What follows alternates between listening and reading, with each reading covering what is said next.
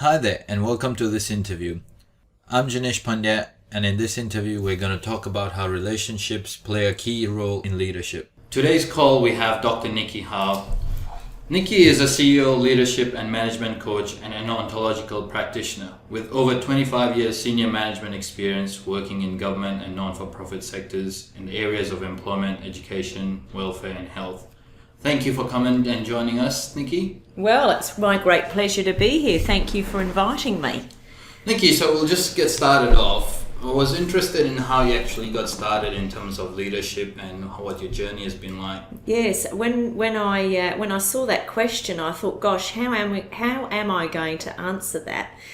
And I really think that my leadership, although possibly I didn't think about it at the time, started at quite a young age when I made the decision to do the Duke of Edinburgh Awards scheme when I was at school. So I did the bronze level and the silver level, and then I actually left and went nursing, so I never actually got my gold. But throughout that program, you were put in a lot of different situations where you really needed to lead, because you had to do community service, so you had to lead, you had to do first aid, so in some situations you had to lead. You also had to be involved in some sort of activity where you became a bit of an expert. So mine was playing netball. So, I held a captain's role when I was playing netball. So I think my leadership started at an early age, but yeah, I possibly didn't think about it actually at the time. So you mentioned that you started at a quite young age, but nowadays leadership is a very big topic, and how it's spread out as a buzzword in all the coaching going on and all the companies going on. So what actually does leadership mean to you? Look, the interesting thing for me about leadership is I think leadership is about being human and being here. So my take on leadership is very much that we're all leaders, and if we find ourselves in a situation, we make a decision at that point as to whether we're going to lead or not. And that might be a situation in a work environment, but it could equally be a situation in a home environment, where you're leading a family, or you're not actually the leader of the family or seen as the natural leader of the family, but you're taking charge over something because, you see that there's a need.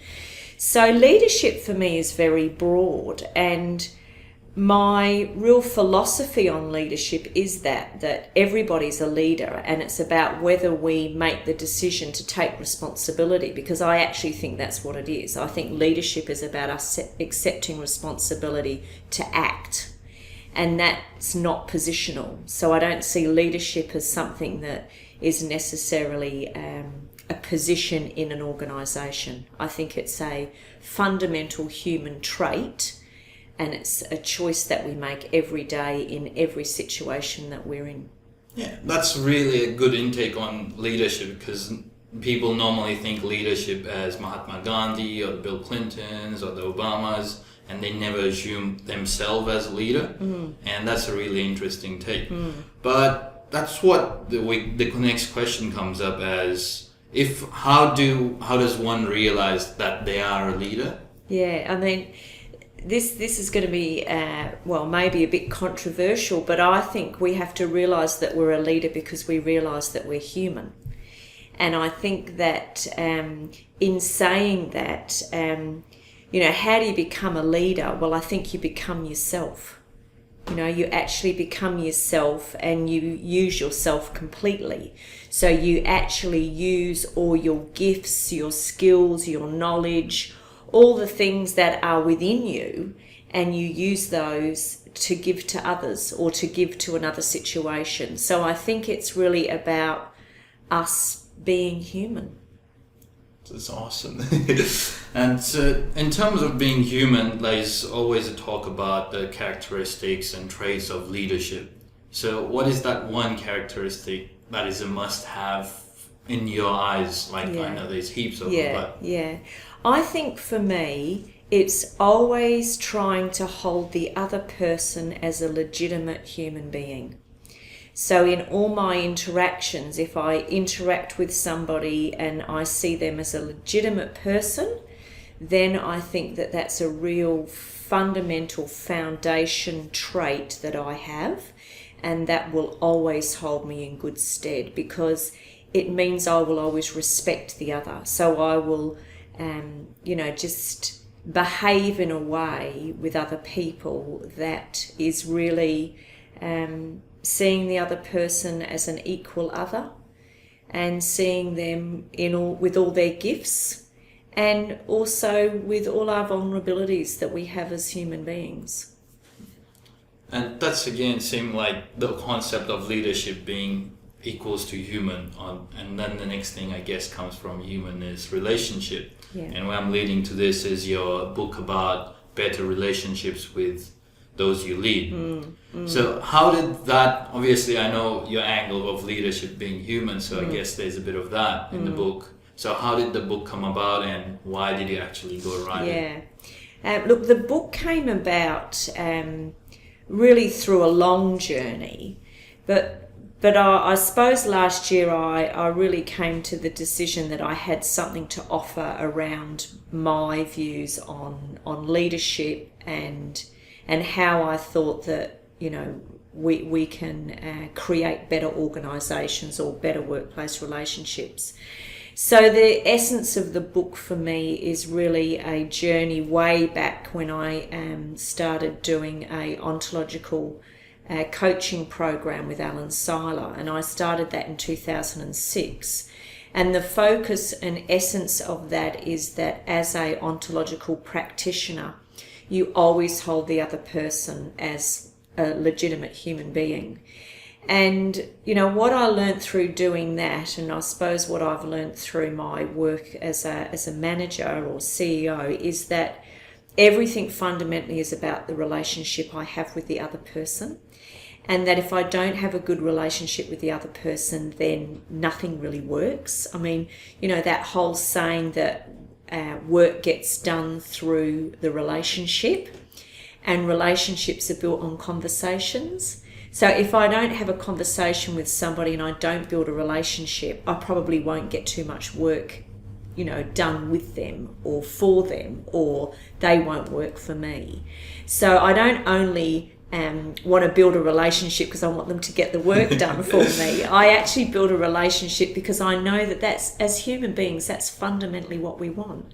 We want to come to work. We want to get on well with the people that we work with. We want to achieve things together, and we want to walk away and feel good about ourselves. Then when we go home, we have good relationships with our families because we're not in anxiety or stress because, we've had this bad relationship at work. So relationships for me are really fundamental to us as human beings again. I think that we always want to be in relationship with others. And I'm digressing a little bit here, but I was fortunate enough many years ago to work for the Mercies, and I had a great time with a Sister Anne Tormey, and she said to me, Nicky, people fundamentally want to have belonging and they want to have meaning. And I've always held that because I think that is the essence of what we want. And I think we belong through the relationships that we build with others, and we have meaning through the work we do, and often we're working with other people. So I suppose that's where I see relationships as crucial to everything that we do. And sometimes it's hard work making those relationships work. I found myself in a situation today with somebody, and I actually went to her about an hour and a half later, and I said to her, if you've got 5 minutes. And she goes, yeah. And I said to her, I just want to see how we're going in our relationship. I said, because I sensed some tension today, when we were talking about a particular issue. And she said, oh, no, we're fine. But it did really just give us that opportunity to go, okay, well, are we fine? And let's talk about that.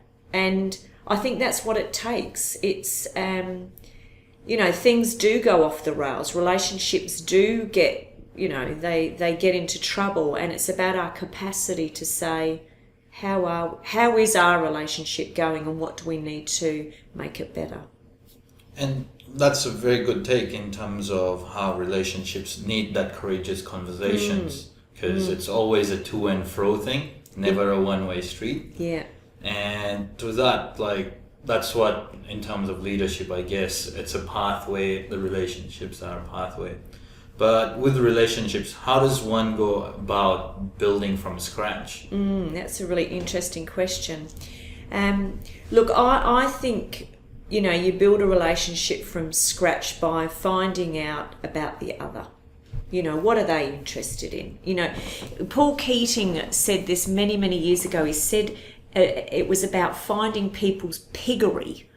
And what he meant by that was, what are people fundamentally interested in? So if you know what people's piggery is, then you can connect with them. So, people know that I've got 2 sons and a daughter. So they're often going to ask me about that because they know I'm interested in that. And I make an effort to find out, what's a person's piggery? What are they interested in? So that I can really build a relationship probably at a social level. I think that's really important. I think it's important to find out about them as human beings. I worked for many years for a man by the name of Jeff Simper. And prior to working for him, I'd worked in the government, and it was all about work. And I'd go and, catch up with him, and I'd have my big list of things that, I needed to talk to him about. I had my sort of, time with the CEO, and it was like, get everything out. And he'd sit there and he'd say to me, "So, Nicky, how are your boys? How's that thesis going?" And he'd always take the time to find out about me before he bothered about the work. And I really learned a lot from him around that, and about the importance of building that human relationship, and then the work flows. So I think it's starting at that real basic level, like, what footy team do they go for? Or do they even like football? That's where I think it starts. And I think it's about always making the effort to connect, particularly with people that you work with every day, just connecting with them and remembering things about them. The things they say about, "Oh yeah, my mum's not travelling very well at the moment," or, "I'm concerned about my dog." That's how I think it starts, and how you build that connection. And that reminds me of my work colleague, where he always makes sure he goes that extra mile and asks about my parents and things going on my side out of work. To me, he's a really good guy, and we hang out and stuff. But making a connection for the sake of connection, or actually putting that effort, going the mile because you want to, it's not that, as you say, just to get the work done. Yeah, look, that's a really interesting question, because I think sometimes we have to put ourselves forward and make that connection even when we don't want to. And I think that's when we have to step over ourselves, and we have to put ourselves forward into these difficult situations. Because if we don't, then nothing happens. So it's interesting when we think about for the sake of what, like, am I only asking you about your dog or your family because actually I ultimately want you to do work for me? Well, maybe yes, but we also do want more than the work. We want to come to an organisation, or, if we're in some sort of committee or whatever, it's not only about the work. So, yeah, I think sometimes it's both. Sometimes we don't really want to ask them. And we don't want them to ask us either, because we're busy. But I think it's sometimes that 1 or 2 minutes is really important, for building it, starting it, and maintaining it. Yeah, and I guess it really pays off at the end of the day. Yeah, that's right, because people go, "Oh, she actually cares about me." And that's what we all want, don't we? We want to be cared about. We want to be looked after. We want to belong. And I think, this comes back to that thing about the legitimate other. We're not human resources. We're human beings. And when I'm treated as a human resource and treated only for my labour, I don't like that. And I'm sure other people don't like that either. Yeah, I think all the companies should just change the name from human resources. Yeah, I find that a really interesting language. I'm a resource, like I'm a bit of ore, or I don't know. I just find that language, and this sort of leads me onto another path. But in ontology, we say that language creates what's real for us. So our language creates reality, and I think that's true. And so when I see the other only as a human resource, is that what I'm creating? That they're just a pile of resource, like a pile of ore or gold, or I don't know. Interesting, isn't it? It's like mining the human resource. Yeah, that's right, yeah. And as you mentioned, in terms of relationships from previous example, that things always don't work out the way you want. Sometimes you got to have that courageous conversation. So how does one muster up that courage? Because there's that ego clash that, they should approach me. So yeah, I do have I have a visual that I have, and I'm happy to share that with you. And it's me visually imagining myself opening up an oven and pulling out what I call the humble pie and taking a big slice. And sometimes that's what we've got to do. Sometimes we just have to take that pie out of the oven and, do an imaginary, okay, I better eat this pie and I better go there and do what I need to do. So it does take courage. I think it's about, coming back to that notion of the human being. I think often it's about us actually declaring that we are anxious, that we're nervous, that I feel uncomfortable about what I've got to talk about. But I think it's about really listening to the other person and hearing their side of the story, and then, getting them to hear your side of the story, and then together creating, what is really going on here? What's the truth then? And then, working from there and saying, okay, how can we, what can we now do to fix this problem? But I think, humble pie, being honest about our emotions. I mean, often I'll say, look, I feel really quite nervous about what I've got to talk to you about today. I feel anxious. And again, that's probably us, just those human feelings that we have, showing our own vulnerability. And where's ego going to get us? It's not really going to get us too far, is it? At some point in the relationship, one of us has got to make a move. And I don't say that it's always easy. I don't think it's always easy. I think there's always a level of anxiety, but it's about, I think, trying to think about what is the bigger thing I want here. Ultimately, I want to maintain this relationship with this person. So if that's what it takes, then that's what I'm going to do. Okay. And that's, as you mentioned, that it sometimes doesn't always work out the way it is. Sometimes the relationships have to end. Yes. And how do you approach ending of the relationship, or let's say even firing, where you have to take someone whom you have known? Yeah. Look, unfortunately, I have had to terminate people. It's never an easy thing to do. But I always hope that by the time it gets to that point, I've had lots of conversations with them, and at some point maybe we've, sometimes when I've had to do that, there's been agreed that that's the best thing for both of us. I keep making this point, you have to hold them respectfully. You have to hold them as legitimate. You have to look them in the eye and just be honest with them, but not disrespectful, and just, try and manage it the best way you can, and when you're managing them out, be respectful about what that looks for other people. So, I found myself in a situation where, someone had to go. You still have the farewell.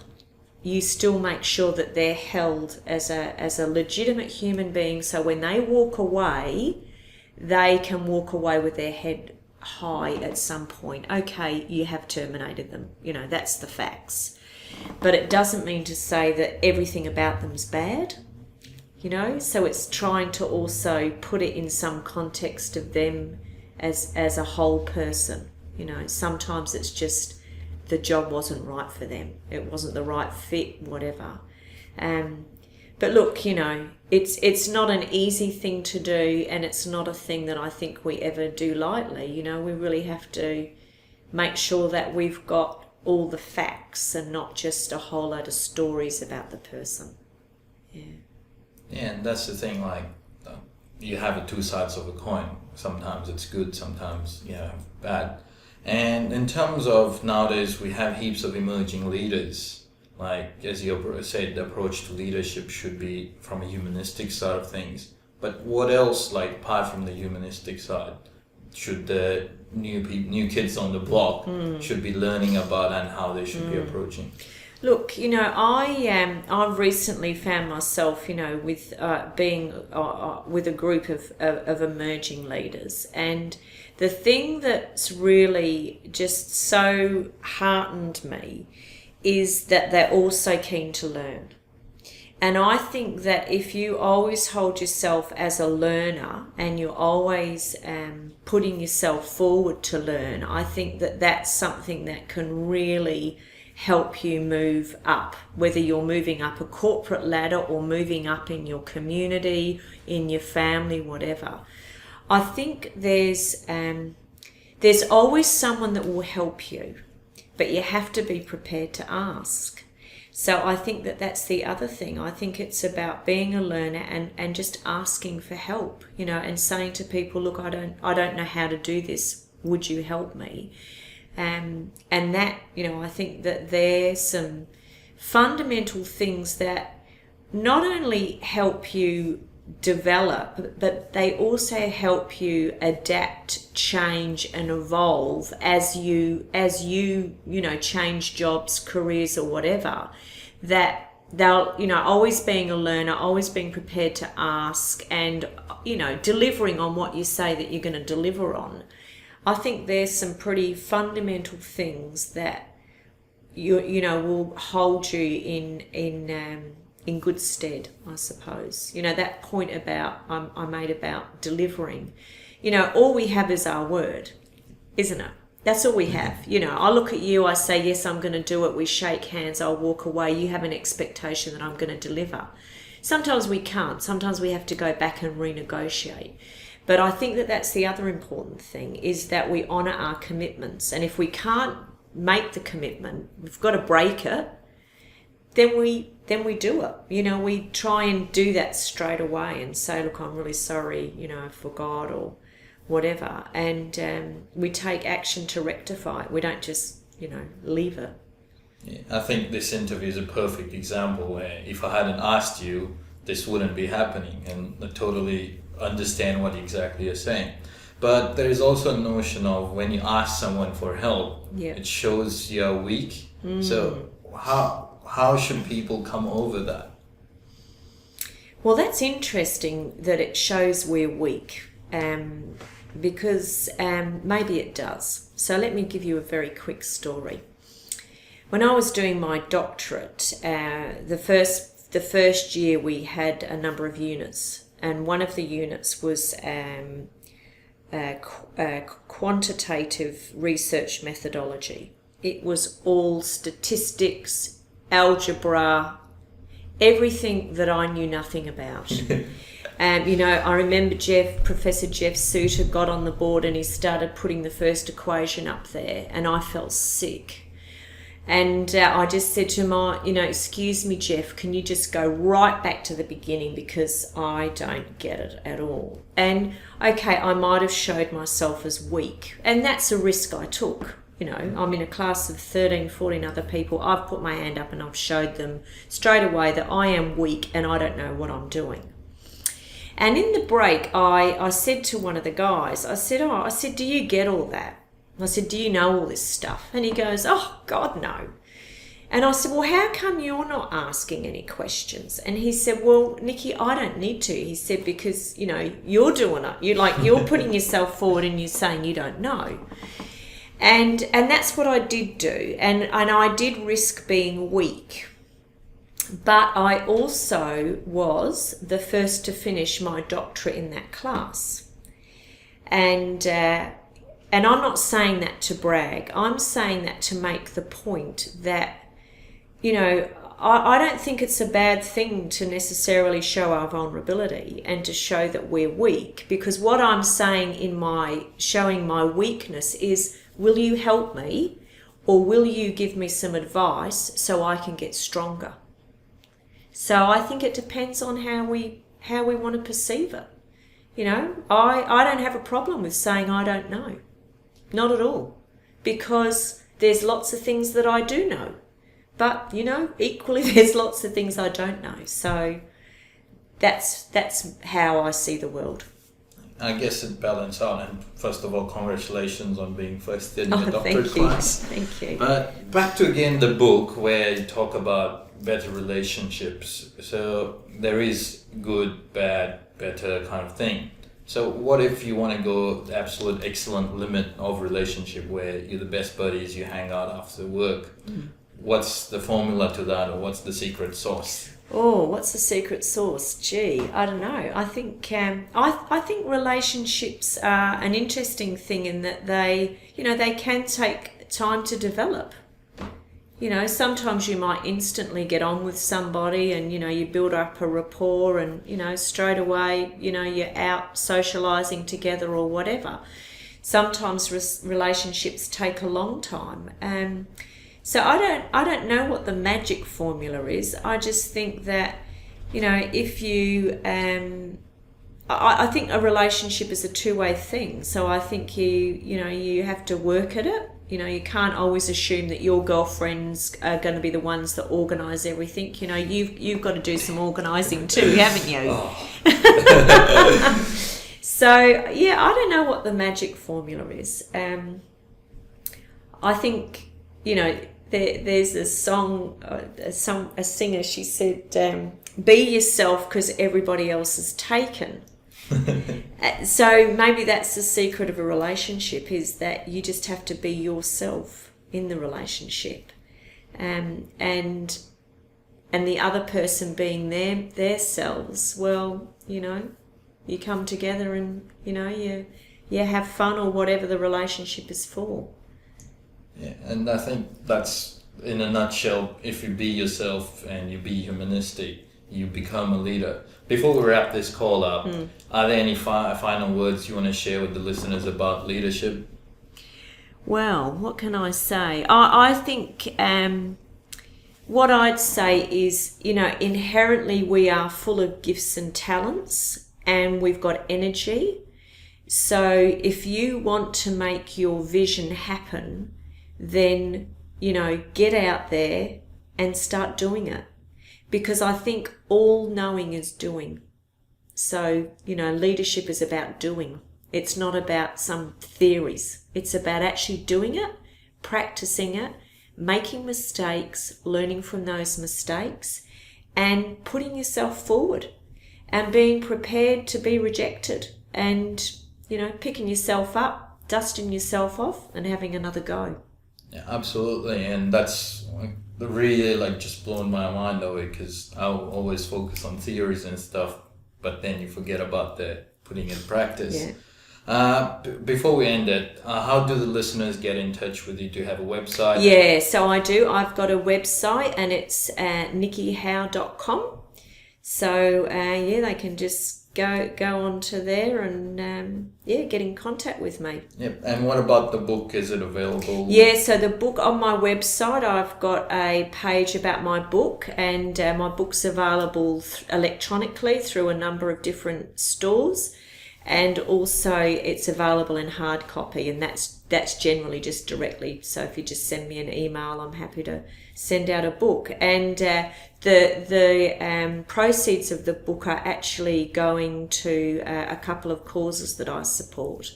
That's really nice. The proceeds are going, but at the moment they're going to support a young girl who unfortunately has been in a domestic violence situation in the family, but she's got an opportunity to sing in the Australian Girls Youth Choir.